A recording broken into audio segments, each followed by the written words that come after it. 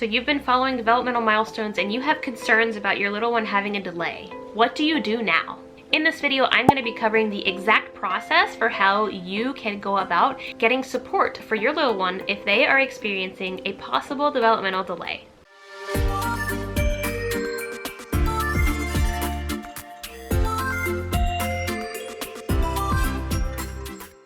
If you're new here, hello and welcome. My name is Jenny, certified teacher, doctoral student, and mom of 2 girls.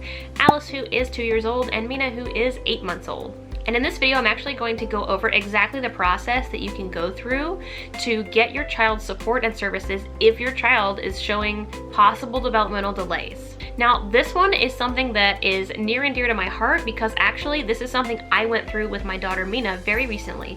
And I thought it would be helpful and also important to go through how this actually came about and the different steps that we went through in order to get Mina support and what that might look like for you too. So first things first, what constitutes a delay? What should you even be concerned with?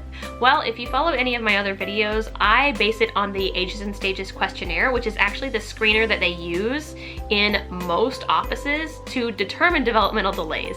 So I'll put that link up here if you want to check out a specific month video.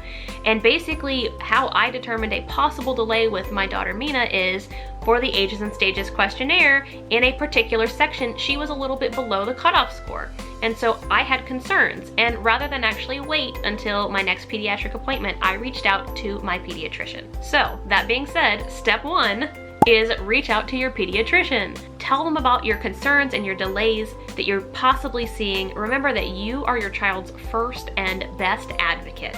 So I definitely recommend being proactive rather than reactive in terms of possible delays. So what I actually did was I reached out to my pediatrician, and I'm gonna read you the exact message that I sent him and said, hey, I have some concerns about Mina's delays and I would like to see what we can do about it. I did not wait until her next appointment. I actually sent a message before her next well visit in order to make sure that she got what she needed sooner. So this is the message that I sent my pediatrician, and you can send something similar too.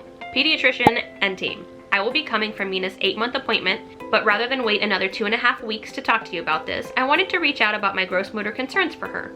Mina rolled over in both directions early on, once or twice, around 3 months old, but has since not rolled again. When I hold her hands, she does not bear weight, and when stood up, she leans her entire chest on the stationary push toy I have. She can sit up unassisted but cannot get herself into this position. She will push up her chest off the floor rather like a cobra, but not on her knees. I know this is a bit behind where she needs to be, and gross motor is really her only area where she is struggling, but I nonetheless want to be proactive about it. I would like to have her evaluated so that possible interventions can happen for her. I work on assisted rolling at home as often as she will cooperate, but she gets visibly frustrated and upset because she knows she's stuck. It's getting to the point where she gets very upset and struggles to sleep because she is down on her back and hasn't figured out how to roll to a more comfortable position. I've attached where she is exactly on the 6-month Ages and Stages questionnaire.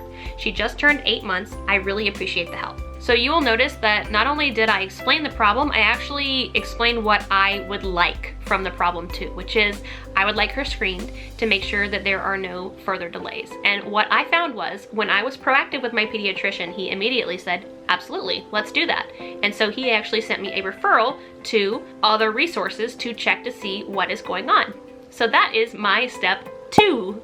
You will wind up with some therapist evaluations, and for me, my pediatrician wanted her first to go to the neurologist to make sure that there is nothing wrong with her necessarily, and then go to a physical therapist for an evaluation on what it is that we can work on as far as gross motor goes. So anecdotally, in terms of my scenario, I went to the neurologist and she said everything looks great, there is nothing physically wrong with her, and it seems like she's just a hair behind in terms of gross motor, specifically in core strength. But she said this is just a course that she's going to need to do in PT, and she saw no reason to see Mina again. So just because you're going to one of these doctors does not mean that there's something profoundly wrong. It's really just to make sure that there's really nothing profoundly wrong so that you can address the small delays that your child may have.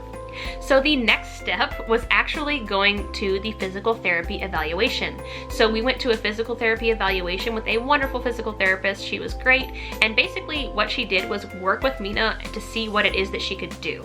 It was a very comprehensive evaluation. She had her standing up bearing weight, she was holding her every which way, seeing how she could and could not roll, if she favored any side of her head as far as torticollis goes. So basically when you go, they're going to do a very comprehensive evaluation.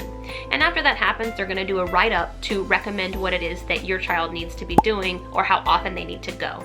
They don't usually tell you how long this course is going to last because it's based around milestones and not necessarily around let's work on it for 2 months. It's really more of a we're going to work on it until we get to this milestone. So don't expect them to tell you exactly how long it's going to take because honestly, they don't know until they're working with your child. My physical therapist for Mina worked with her on different things that she could and could not do, and at the end of the appointment, she actually told us homework for us to work on at home. So that's something that you can also expect, especially if you're doing physical therapy or even occupational therapy, for how you can support your child at home. Because remember, 1 hour a week is not anything compared to the time that you have at home with your child. So after you actually get the evaluation and you get the recommendation, you will start your weekly therapy appointments if that is something that is necessary. And then once you've reached the goal or the milestone that you're supposed to have for your little one, you will be finished. So all of this to say, and the reason I'm sharing this story is for you to know that if you're seeing something and you're concerned about it, be your child's advocate and ask your pediatrician. Mine was very open and happy to give a referral so that I could get what I think my daughter needs right now. And there's no shame in that. There's no failure as a parent when they're not meeting certain milestones. Typically, it's just something that happens sometimes, and it is your job to make sure that they get caught up. So don't feel ashamed if it's something that you need to do. Accept the awesome help that they have. Physical therapists in particular are amazing, and I am so excited for Mina to be able to get caught up. I know that she's gonna make immense progress, and honestly, I already feel that she has, because now I have the best tools that I need for her specifically to address her needs. I hope this video was helpful for you. I know it's kind of a quick and dirty one, but I really wanted to make sure to tell you that I have this whole ages and stages questionnaire series, but if there is something wrong, this is what you can do, because I've lived it. I hope this was helpful for you, and if you are also a parent going through the PT or OT or feeding therapy journey, I really feel you, believe me, and you are doing the best that you can for your child, especially if you are going through the steps to get them support. Remember, the earlier that you intervene, the better the outcome you'll have for your little one. I appreciate you watching, and I will see you next time. Take care.